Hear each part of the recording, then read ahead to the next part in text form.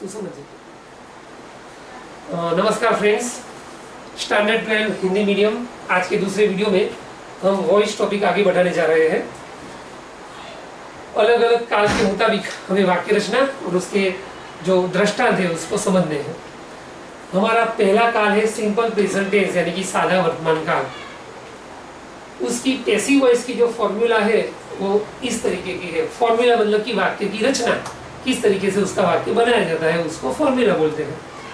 तो वाक्य की शुरुआत में हमें ऑब्जेक्ट रखना पड़ेगा। क्या रखना पड़ेगा? ऑब्जेक्ट। दूसरे नंबर पे आएगा उसका सहायक क्रियापद। तो सिंपल प्रेजेंट टेंस होने की वजह से हमें सहायक क्रियापद एम, इज या तो आर, इन तीनों में से कोई एक लिखना है कंपलसरी। तीसरे नंबर पे है हमारा V3 का यानी कि बुद्ध प्रदंत का रूप, तो वो हम लिखेंगे तीसरे स्थान पर। नेक्स्ट चौथे स्थान पर आएगा बाय प्लस सब्जेक्ट यानी कि कर्ता, बराबर, बाय प्लस सब्जेक्ट। लास्ट में आएगा अदर वर्ड्स यानी कि OW, बराबर। तो इस तरीके से हुई हमारी पैसिव वॉइस की फॉर्मूला। अब हम एग्जांपल्स को समझने जा रहे हैं। पहला एग्जांपल ध्यान से देखिए, I like flowers very much. कैसे पता चला सिंपल प्रेजेंट है? लाइक शब्द को मेन वर्ब है जो दर्शाता है कि यह सिंपल प्रेजेंट है। तो देखिए हमें क्या करना है, सबसे पहले ऑब्जेक्ट को लिखना है। तो यहाँ पर ऑब्जेक्ट क्या है? फ्लावर्स, बराबर। फ्लावर्स ऑब्जेक्ट है, उसके साथ इन तीनों में से क्या आएगा? आर, तो हमने लिख दिया आर। लाइक क्रियापद जो है उसका तीसरे नंबर का रूप क्या होता है? लाइक्ड। क्या होता है? लाइक्ड, तो हमने लिखा लाइक्ड। फिर अदर वर्ड्स जो एग्जैक्ट तो अंत में आते हैं, लेकिन यहाँ पर हमें आगे लिखना पड़ेगा। क्यों? क्योंकि वो स्थल भी नहीं दर्शाते, समय भी नहीं दर्शाते हैं। अब दोनों नहीं दर्शाते, इसलिए हमको यहाँ पर लिखना पड़ा वेरी मच बाय के पहले। और लास्ट में आएगा बाय प्लस सब्जेक्ट, तो आई का क्या हो जाता है? बाय मी हो जाता है। दूसरा सेंटेंस देखिए, they do not receive my call every day. यहाँ पर सहायक क्रियापद आपको डू दिख रहा है जो सिंपल प्रेजेंट टेंस का है। अब हमें इसका आंसर लिखना है, तो किस तरीके से लिखेंगे आंसर? पहले ऑब्जेक्ट, तो ऑब्जेक्ट क्या है? माई कॉल, मेरा कॉल। एक ही कॉल की बात की गई है, तो इन तीनों में से क्या आएगा? इज आएगा, वो हमने यहाँ पे लिख दिया। नेगेटिव वाक्य है, नेगेटिव वाक्य है तो डू के पीछे नॉट था, हमें इज के पीछे नॉट लिखना पड़ेगा, इज नॉट लिखा। अब रिसीव जो क्रियापद है उसका तीसरे नंबर का रूप रिसीव, दूसरा नंबर है रिसीव्ड, और तीसरा नंबर भी रिसीव्ड ही होता है, वो हमने यहाँ पे लिख दिया। अब चौथे नंबर पे आएगा बाय प्लस सब्जेक्ट, तो हमारे कोष्टक के मुताबिक देगा हमें क्या करना पड़ता है? बाय देम करना पड़ता है, तो हमने वो बाय देम लिख दिया। अब सबसे लास्ट में आए अतिरिक्त शब्द यानी कि अदर वर्ड्स, वो क्या दिए है? एवरीडे लिखा है, तो हमें वो देख के लिख देने का है एवरीडे। तो ये हमारा दूसरा आंसर कंप्लीट हो गया, बराबर है। अब तीसरा वाक्य ध्यान से समझिए, does she enjoy ice cream in the party. पहचानने की निशानी क्या है? डज, डू और डज सिंपल प्रेजेंट टेंस दर्शाते हैं। ओके, अब ध्यान से देखिए, प्रश्नार्थ वाक्य है, तो यह पहले आएगा, यह दूसरे स्थान पे चला जाएगा, उलट सुलट हो जाएगा। ओके, तो आइसक्रीम के साथ इन तीनों में से क्या लिखते हैं? इज। आइसक्रीम कितना भी हो ऑलवेज एक वचन माना जाता है, तो हमने इज लिख दिया। उसके बाद आया आइसक्रीम। अब तीसरे नंबर से वही का वही, तो V3 क्या है इसमें? एंजॉय है, उसके पीछे क्या लगा दो? ईडी, तो हो जाएगा एंजॉय। सी का क्या हो जाता है? बाय हर हो जाता है, वो कोष्टक में दिया है, आपको तैयार करना है, बाय हर। और अदर वर्ड्स क्या है? इन द पार्टी, तो वो हमें देख के लिख देंगे, बराबर है। चलो चौथे नंबर में, who sees an English movie every week. यहाँ पर मुख्य क्रियापद दिया गया है, सीज मतलब देखना, तो उससे पता चला कि भाई सिंपल प्रेजेंट टेंस का वाक्य है। सबसे पहले लिखा बाय होम, यानी हु वाले वाक्य में कर्ता दिया ही नहीं होता है, नहीं दिया होता, इसलिए पहले लिखना पड़ता है बाय होम। फिर इंग्लिश मूवी एक वचन है, इसलिए इज लिखा। क्या लिखा? इज। एन इंग्लिश मूवी वैसे का वैसे लिख दिया। सी क्रियापद का तीसरा रूप क्या होता है? सी, सौ और सीन क्या होता है? सीन। तो वो हमने यहाँ पर लिख दिया V3 का रूप। बाय प्लस सब्जेक्ट आता नहीं है तो वो जगह खाली पड़ी। अब बचे अतिरिक्त शब्द, तो वो क्या दिए हैं? एवरी वीक दिया है, तो वो हमें यहाँ पे लिख देने का लास्ट में एवरी वीक, बराबर है। चलिए पांचवा वाक्य समझिए। What does he watch on TV? पहचानने की निशानी डज। व्हाट वाला वाक्य में क्या नहीं दिया गया होता है तो ये ऑब्जेक्ट नहीं देते हैं। तो व्हाट वाले वाक्य में कभी ऑब्जेक्ट नहीं होता है, तो हमें पहले व्हाट लिख दिया। ऑब्जेक्ट नहीं देते हैं इसलिए हमें एनी जार में से इज पसंद करना पड़ेगा, एक वचन का है इसलिए। तो हमने लिखा व्हाट इज। वॉच क्रियापद का तीसरा स्वरूप क्या होता है? वॉचड, तो वो लिखा। ही का होता है बाय हिम, वो चौथे स्थान पर बाय हिम।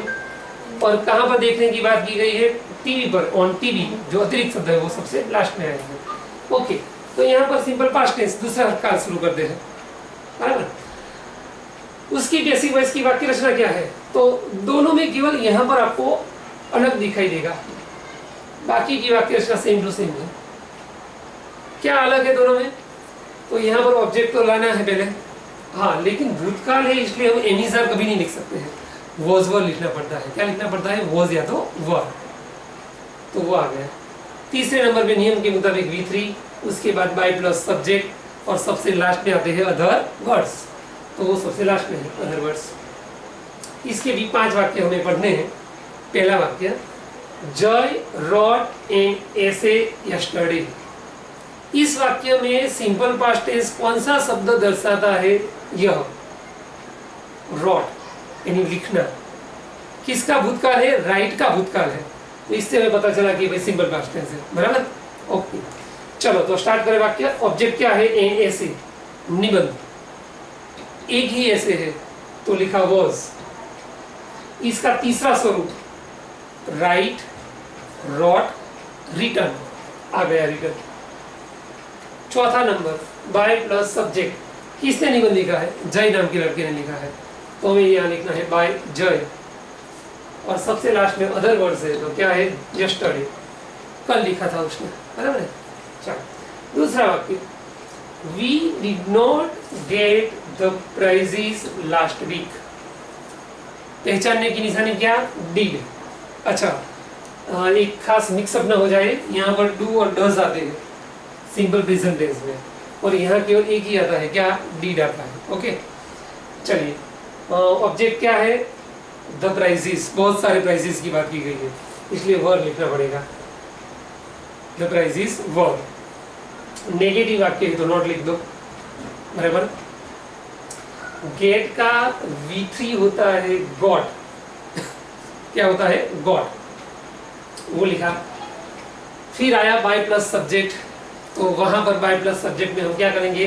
वी दिया है तो वी का क्या कर देते हैं? बाय अस रख देते हैं, तो वो लिख दिया। सबसे लास्ट में बाकी रहे अदर वर्ड्स, वो सबसे अंतिम में लिख दो लास्ट वीक। तो दूसरा वाक्य भी कंप्लीट हो गया।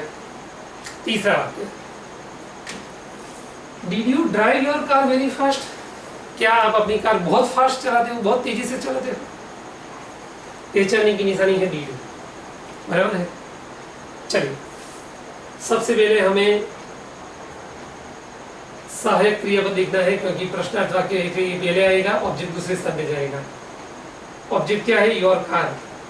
एक कार की बात की गई है इसलिए वॉज लिखना है। क्या लिखना है? वॉज, एक ही कार की बात की गई है। Was your car.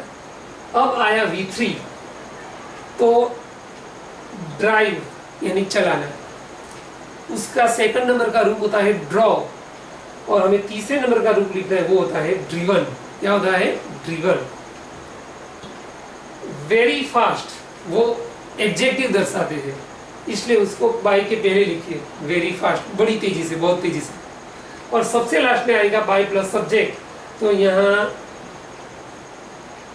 यू दिया है हमें, तो जवाब में हम उसको बाय यू उत्तर में लिखेंगे, क्योंकि यू में कोई चेंज नहीं होता है। चलिए चौथा वाक्य, who ate masala dosa last Sunday.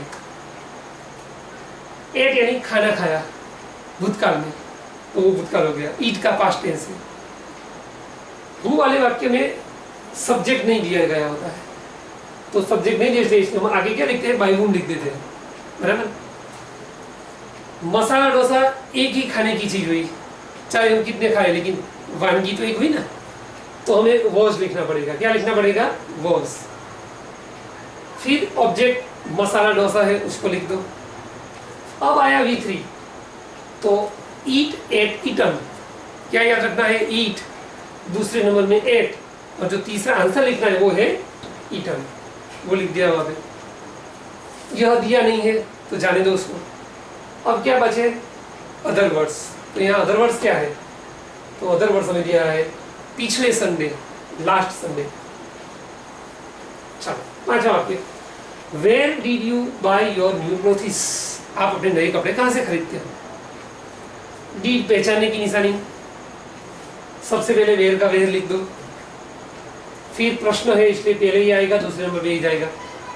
अब ऑब्जेक्ट क्या है, तुम्हारे नए कपड़े, बहुत सारे कपड़े खरीदने हैं, क्लोथिस बोला है, तो बहुवचन में वो आता है, वो लिख दो। फिर आएगा योर न्यू क्लोथिस, वो लिख दिया योर न्यू क्लोथिस। अब तीसरे नंबर का रूप V3, तो बाय यानी खरीदना, तो उसका क्या होता है, बाय, बॉट, तीसरा नंबर भी बॉट, तो वो यहाँ पे लिख दिया बॉट। अब क्या आएगा, बाय प्लस सब्जेक्ट, ये रहा, तो यू में कोई चेंज नहीं होता है, बाय यू वही का वही, और अदर वर्ड्स दिए ही नहीं है, तो यहाँ पर हमारा सेंटेंस कंप्लीट हो जाता है। तो यहाँ फ्रेंड्स हमारे हिंदी मीडियम का ये दूसरा वीडियो ओवर है।